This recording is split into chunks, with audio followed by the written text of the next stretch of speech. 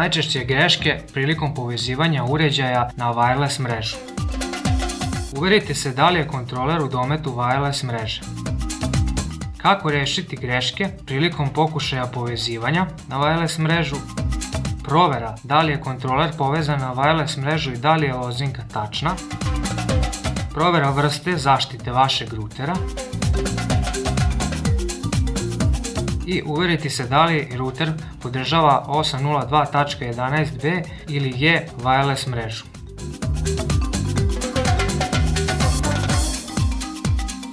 Počnimo sa proverom da li je kontroler u dometu wireless mreže. Ovo možemo uraditi proverom pomoću vašeg smart telefona.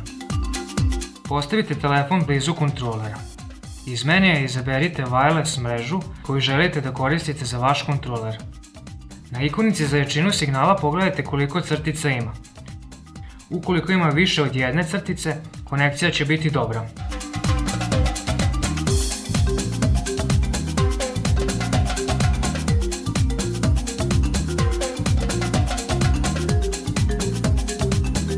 Ukoliko je signal slab, treba da pomerimo ili ruter ili kontroler bliže ili instalirati wireless pojačivač signala.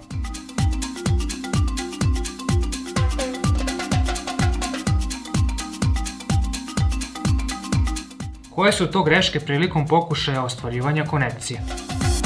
Da bi se uvjerili da li smo izabrali odgovarajuću wireless mrežu i da je pristupna lozinka tačna, pritisnite Settings, pa Wireless i vidjet ćete naziv wireless mreže i lozinku.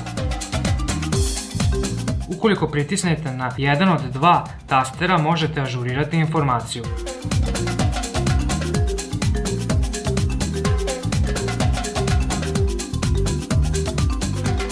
Da bi provjerili vrstu zaštite vašeg kontrolera, pritisnite Settings,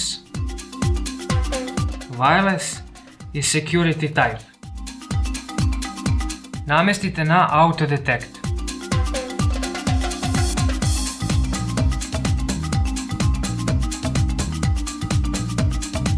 Uvjerite se da vaš ruter podržava 802.11b ili G wireless standard. Prilikom povezivanja kontrolera na wireless mrežu, ikonica za wireless u donjem desnom uglu će treperiti. Povezivanje traje 30 sekundi. Kada se uspješno poveže uređaj, ikonica prestaje da svetli. Kao što vidimo, uspješno smo povezani i pritiskom na taster OK možete početi sa podešavanjem parametra vašeg zalivnog sistema.